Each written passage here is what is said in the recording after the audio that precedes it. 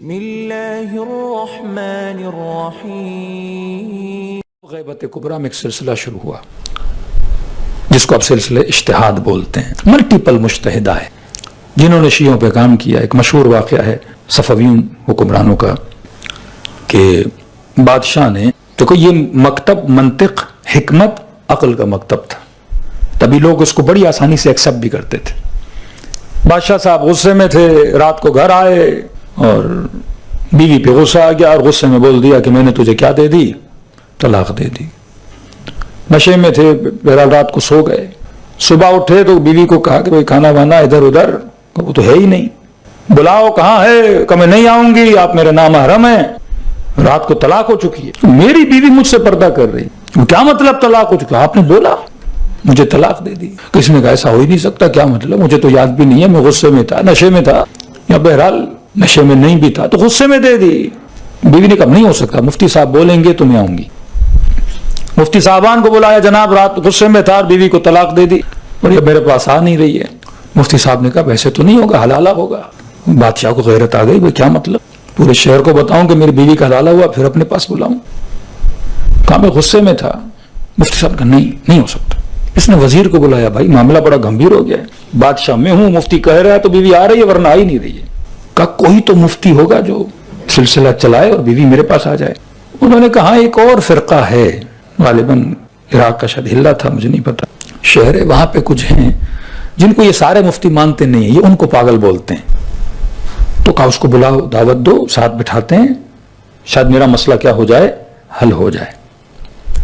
ہمارے مجتہد کو زمانے میں خط لکھا گیا بادشاہ کی طرف سے کہ میرا ایک فقہی مسئلہ ہے، ہم آپ کو بلانا چاہتے ہیں. نارملی اگر کسی مفتی کو بادشاہ کا خط چلا جائے دوڑے چلے جاتے ہیں. پاکستان کے بعض بدبخت قسم کے مولوی جن کو امریکہ سے بین المذاہب کانفرنس سے اور یہ وہ جو ڈرامے بازیاں جو کرتے ہیں ان کو بلایا گیا، دوڑے جا رہے ہیں کہ امریکہ نے بلایا ہے ہمیں. پھر بولو آپ کیوں جا رہے ہو؟ یہ تو مسلمانوں کے قاتل ہیں، 60,000 نہیں، ہم وہاں جائیں گے اور ہم ان کو ہدایت کریں گے.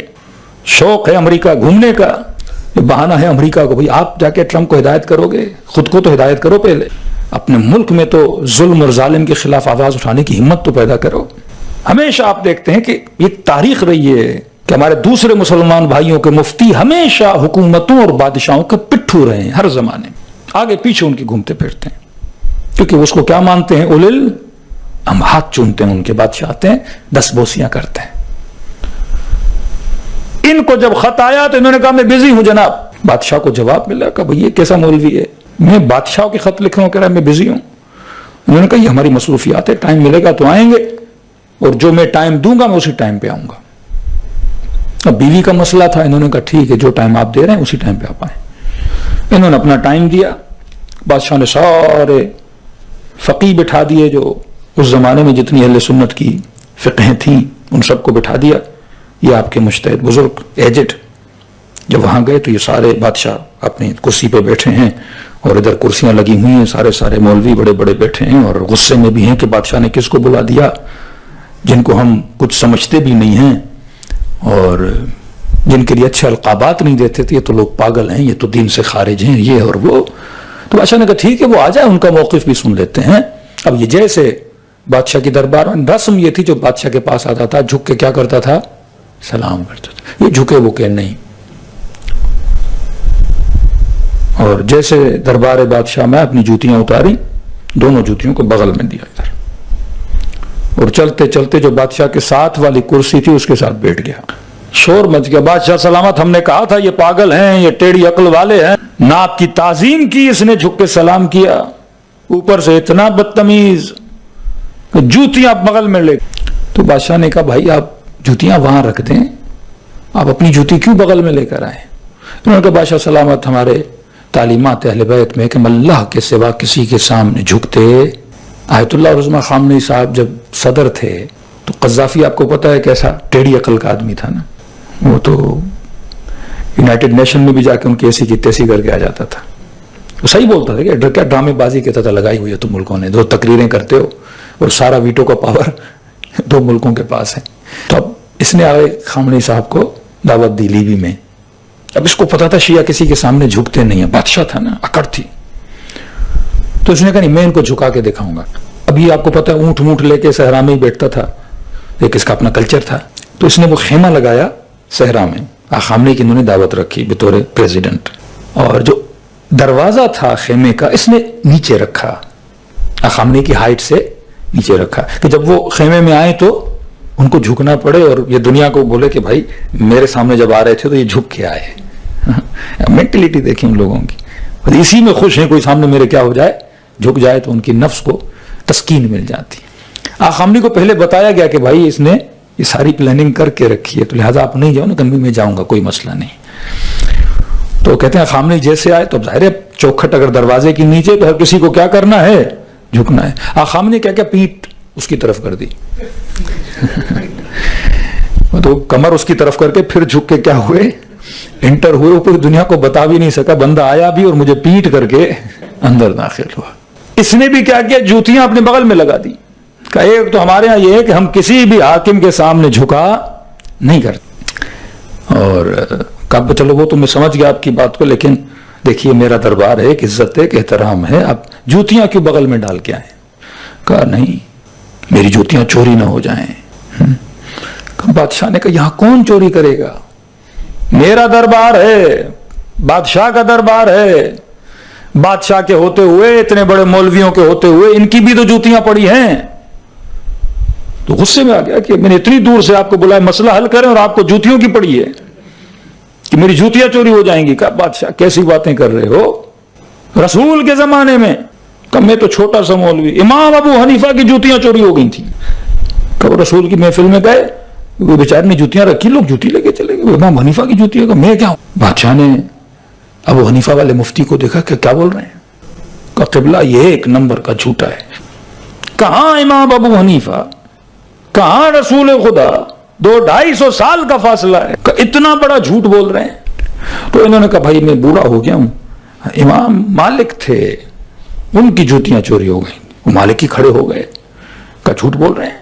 انہوں نے کہا وہ غلطی ہو گئی بادشاہ صاحب، امام شافعی تھے، ان کی جوتیاں شاید چوری ہوئی تھی، وہ شافعی کھڑے ہو گئے. کہ امام حنبل تھے، چاروں کھڑے ہو گئے. بادشاہ یہ کس پاگل کو بلایا ہے آپ نے، جسے یہ نہیں پتا کہ یہ چاروں امام رسول کے زمانے میں نہیں تھے. جب انہوں نے یہ کہا، انہوں نے جوتیاں زمین پہ رکھی. کہ پھر چوری نہیں ہوں گی، جب تمہارے اماموں کی چوری نہیں ہوئی تو میری نہیں ہوں گی. کہ بادشاہ سلامت ایک ہی مسئلہ ہے، آپ طلاق کا مسئلہ ان سے پوچھ رہے ہو جن کا امام 250 سال کے بعد رسول کے بعد آیا، تو طلاق کا مسئلہ اسے پتا ہوگا یا علی ابن ابی طالب کو پتا ہوگا. کہ میں آپ کو اس سے پوچھ کے بتاؤں گا جو رسول کے ساتھ تھے.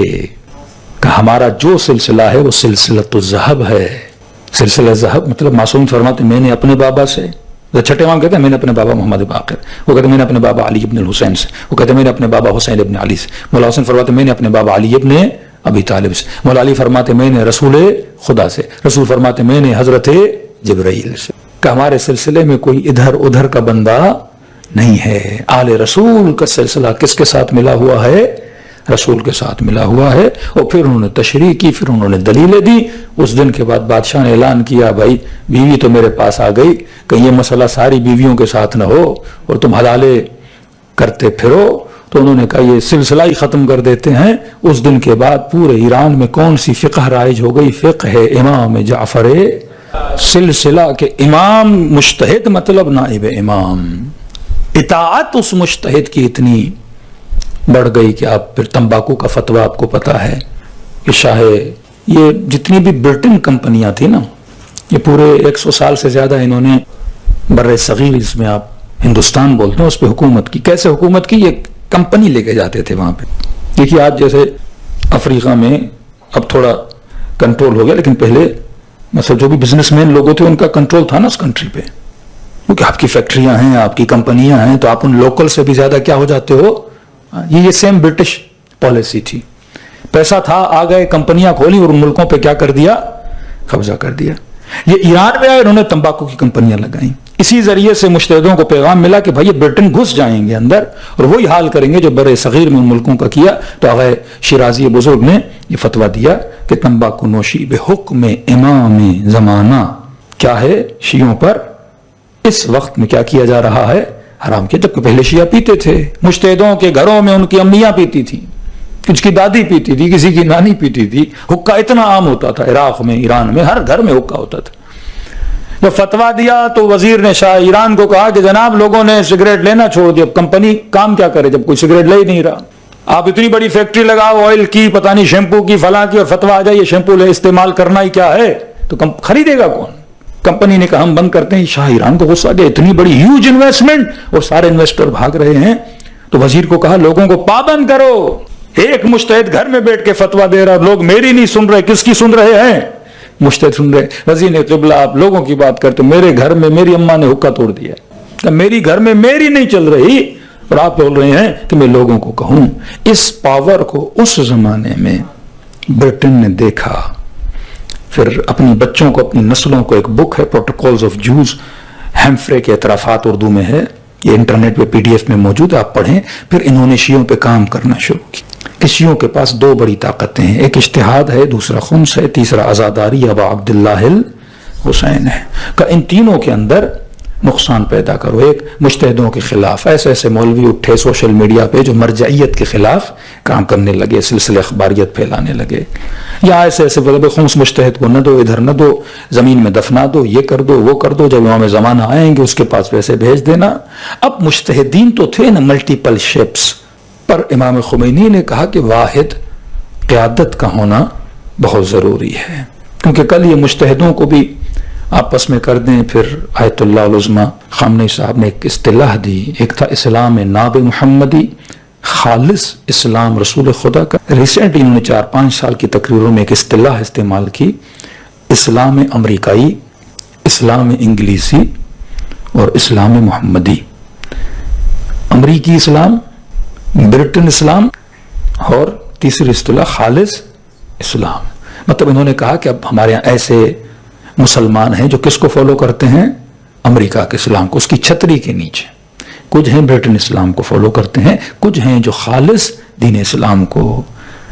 کیوں یہ کہا؟ کیونکہ ہم شیعوں کے اندر بھی، مرجعیت کے اندر بھی، انہوں نے کئی مراجع کو مختلف طریقوں سے خرید لیا، ان کے نظریات کو، کہ آپ دیکھتے ہیں باقاعدہ ایک نعرہ لگایا شعائر حسینی کے نام سے، کہ صرف شیعوں کو ایسی چیزوں پہ لگایا جائے کہ آپ اگر صرف یہ کہو کہ وقت کے یزید پہ لعنت، تو اس پہ بھی وہ اعتراض کرتے ہیں کہ وقت کا یزید کون ہوتا ہے؟ یزید تو ایک ہی تھا، 1400 سال پہلے والا یزید، اس پہ لعنت کرو۔ نسلوں کو یہ نہیں سکھاؤ وقت کا یزید، وقت کا یزید کون ہوتا ہے؟ دقیانوسی فکر، اس پرانی فکر پہ باقی رکھو، لیکن ان کو تاریخ سے عبرت نہیں سکھاؤ کہ اگر قوم امام حسین کا ساتھ نہیں دے رہی تو مولا حسین شہید ہو گئے، آج تم اپنے لیڈرز کا ساتھ نہیں دو گے تو عبرت حاصل کرو، تمہارے ساتھ بھی یہ سب کچھ ہو سکتا ہے۔ اب اس کی ڈیٹیل ہے، مجالس میں اس کی گنجائش نہیں ہوتی، رہبر معظم کی تقاریر آپ سن سکتے ہیں کہ مرجعیت کو مرجعیت کے مقابلے میں کھڑا کر دیا۔ اس کا ایک چھوٹا سا آپ کو واقعہ سناتا ہوں کیسے انہوں نے کیا، نام نہیں لوں گا۔ پرانے زمانے میں، خمینی صاحب کے زمانے میں، خمینی صاحب حکومت بھی آ گئی اور عالم اسلام میں ان کی تقلید بھی بہت زیادہ بڑھ گئی۔ مد مقابل میں ایک مرجع تھے، ان کے دفتر کے لوگ بتاتے ہیں کہ اچانک کوئی بندہ آتا تھا $1 ملین دے کے، کہ یہ ہمارا خمس ریونیو ہوتا ہے نا کہ ایک مرجع کا سال میں کتنا ریونیو ہو رہا ہے، مثلاً ایک مرجع کو پورے سال میں $1 ملین ملتا ہے، اور یہ 15-20 سال سے چل رہا تھا۔ اچانک امام خمینی حکومت گرائی، مجتہد بنے، مد مقابل ایک مرجع، اس کے دفتر والے کہتے ہیں اچانک ہمارے پاس اتنا خمس آنا شروع ہوا، انیکسپٹڈ، کہ مختلف لوگ آ رہے ہیں، 1 ملین ہمارا، کوئی کرے 2 ملین ہمارے، تاکہ پیسے دے کے اس کو کیا کیا جائے، مضبوط کیا جائے، اور اس کو کس کے سامنے کھڑا کیا جائے؟ خمینی صاحب کے سامنے کھڑا کیا جائے۔ کبھی کبھی اس طرح سے سورسز سے پیسے آتے ہیں تاکہ دو مجتہدوں کو آپس میں کھڑا کیا جائے۔ آج بھی خامنئی کے مقابلے میں ایک خاص فکر کو کھڑا کر دیا گیا۔ یہاں وہ فتویٰ دیتے تھے اہل سنت کے اکابروں کو برا بھلا کہنا حرام ہے، مقدسات اہل سنت کو برا بھلا کہنا حرام ہے۔ وہیں پہ ایک دوسرا مجتہد جس نے صرف عراق میں 20 سے زیادہ چینلز کھولے ہیں، 20 سے زیادہ عربک چینلز، اردو چینل، صبح شام، اور جتنے مولوی اس چینل پہ بیٹھے ہیں ازواج رسول کو گالیاں دے رہے ہیں، اصحاب اہل سنت کو گالیاں دے رہے ہیں۔ وہ کہیں گے خون کا ماتم شیعہ کم سے کم کیا کریں، اس سے ہماری امیج خراب ہو رہی ہے۔ وہ کہیں گے بھائی تم روکو گے ہم اس سے کیا کریں گے؟ مولویوں کی لائن نکلتی، مولویوں کی لائن 40 مولوی آگے کھڑے ہوتے ہیں اور پورا خون ہم خون ہو کے چلتے ہیں کہ جیسے پورے مکتب اہل بیت سے آپ کو یہی ملا اور کچھ نہیں ملا۔ ایک آواز نہیں نکلتی 600 لوگ شیعہ مارے جاتے ہیں, آواز نہیں نکلتی. فلسطین میں 60,000 لوگ مارے جاتے ہیں, کوئی آواز نہیں نکلتی. کہتے نہیں, ہم نے صرف مصائب ابو عبداللہ الحسین کو پڑھنا ہے, اور ذکر مصیبت امام حسین کو کرتے ہوئے ہم نے آج کے مظلوم کا ذکر نہیں کرنا. یہ امام حسین سکھا کر گئے تھے. امام حسین فرماتے اگر کربلا کے مصائب پہ رو رہے ہو تو اپنے اندر جرت پیدا کرو کہ آج کے ظالم کو بھی ظالم کہہ سکو, تب تمہاری نسلیں بچیں گی. لیکن اسی فکر نے پاکستان میں, افغانستان میں, عراق میں بہانہ دیا ان دشمنوں کو جو شیعہ بچوں کے سر کاٹتے تھے. پھر جب ان کو پکڑ کے پوچھا جاتا تھا تم کیوں سر کاٹ رہے ہو, کہتے ہمیں ان مولویوں کی ویڈیوز دکھائی جاتی تھی, یہ دیکھو یہ تم اہل سنت کے قابر کو گالیاں دے رہے ہیں. باقاعدہ نام لیا انہوں نے, فلاں مولوی کی ویڈیو دکھائی گئی, یہ رسول کی بیوی کو گالیاں دے رہا تھا. تمہارے فلاں ذاکر کی ویڈیو دکھائی گئی, یہ فلاں صحابی کو گالیاں دے رہا تھا.